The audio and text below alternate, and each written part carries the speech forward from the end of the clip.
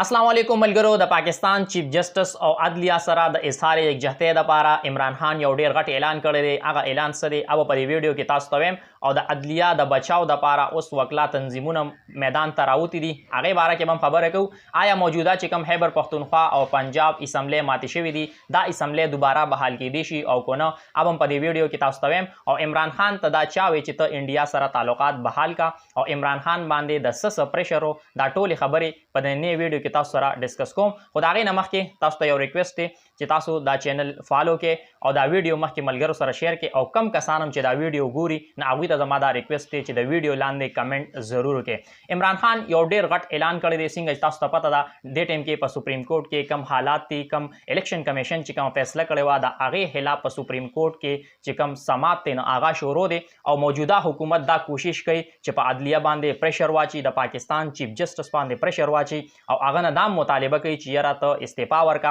اوس د دې لپاره عمران خان یو ډیر غټ اعلان کړی دی او هغه دا ویلي دي چې موږ به ډیر زر عدلیه بچاو تحریک شروع کوو او کوچره په 90 دن کې انتخابات ونشو نه بیا به موږ په سړکونو باندې نه د حواله سره د پاکستان چې کوم وکلا تنظیمونه دي نه اغویم اوس په میدان کې دي او اغویم دا فیصله کړی دا چې موږ بم د عدلیه د بچاو د لپاره وکلا تحریک شروع کوو او موږ بر پاکستان سپریم کورټ سره چې اظهار یکجهتي کوو د پاکستان چیف جسټس عمر عطا بندیال سره به اظهار یکجهتي کوو. نو اوس ګورو چې راتلونکي دور کې راتلونکي وخت کې په دې باندې کم صورت حالي لمحه بلمحه اپډیټس په ان شاء الله په دې پیج باندې زه تاسو سره شیر کوم. اوس تاسو ته دا ویم چې هغه څوک چې عمران خان ته دا وی چې ته انډیا سره تعلقات بحال کا او چې کله په پاکستان کې د عمران خان حکومت نو هغه ټیم کې په عمران خان باندې د سس پریشر سینیئر اینکر پرسن عمران ریاض خان مخکم دا ویلو او اوس یو ځل بیا هغه دا ویلی دي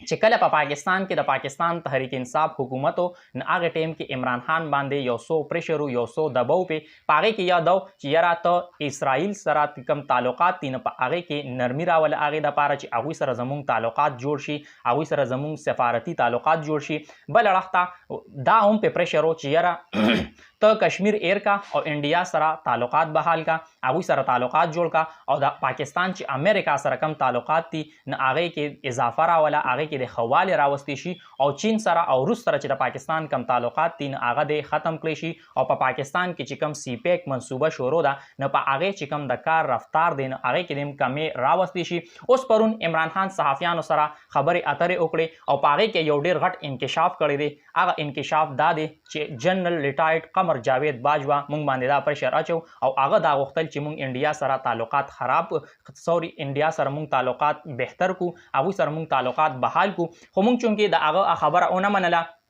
نه بیا ځکه زمونږ او د اسټابلیشمنت ترمنځ او زمونږ د جنرال باجوا ترمنځ چې کوم تعلقات دي نه هغه خرابې طرف ته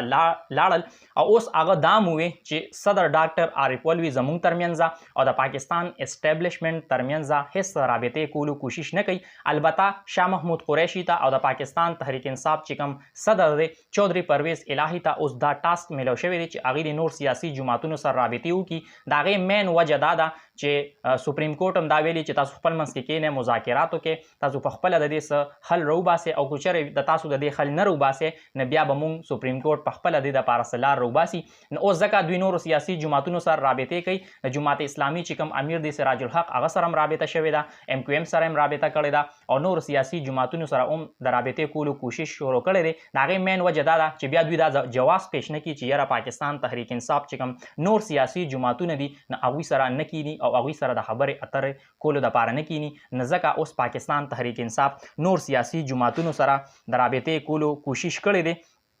بل اړخته آیا د پاکستان چې کوم دوه اسمبلی تحلیل شوی دي د خیبر پختونخوا او د پنجاب نه آیا هغه دوباره بحال کیدی شي. نه پرون چې کله عمران خان صحافیانو سره خبرې اترې کولې نه هغه نه یو دام سوال شو اگر دا دواړه اسمبلی چې دي دا بحال شي نه بیا بس چلی. عمران خان پاغه باندې دا جواب ورکو چې د کم قانون لاندې به دا اسمبلی بحال کیږي ځکه چې په پاکستان کې آئین کې داسې هیڅ قسمه قانون نشته چې هغه دا دواړه اسمبلی بحال کی نه لہذا د دې اس گنجائش نشته چې دا دواړه اسمبلی دی بحال کړي شي. بل اړخ ته د PDM ټول سیاسي جماعتونه دا وایي چې موږ کم سماعت شروع دی موږ به د هغې نه بایکاټ کوو او د سپریم کورټ چې کوم دا 3 ججز دي دا 3 رکني بنچ چې دی دوی چې کومه فیصله مو کوي هغه فیصله به موږ نه منو. اوس کو چېرې حکومت د سپریم کورټ د فیصلې نه انکار وکړي نو بیا به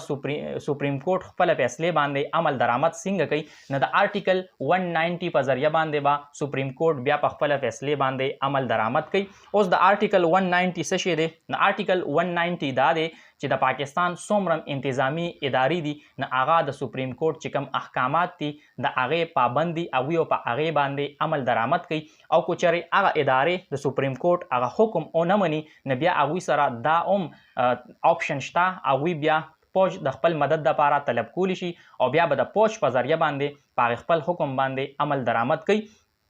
نو اوس ګورو چې سوال به د پیر په ورځ باندې په دې کیس کې دوباره سماعتي کم چې 3 رکني بنچ دی د چیف جسټس په سربراهۍ کې هغه به په دې باندې سماعت کوي او چې کومه ممکنه فیصله ده نو هغه دا ده چې د الیکشن کمیشن کومه فیصله ده هغه به اوړو کړي او سپریم کورټ به دا حکم ورکړي چې په دې دواړو صوبو کې د انتخابات وشي. نو اوس ګورو چې کوم صورتحال انشاءالله هغه په دې پیج باندې لمحه به لمحه کم اپډیټ سي هغه زه تاسو سره شیر کوم. نو د هر خبر نه باخبر اوسېدو دپاره د موجوده صورتحال نه باخبر اوسېدو دپاره تاسو دا پیج فالو کې خپل رائے را سره په کمنټ کې ضرور شریک کړئ. ویډیو مخکې ملګرو سره شیر کړئ. د الله په امان.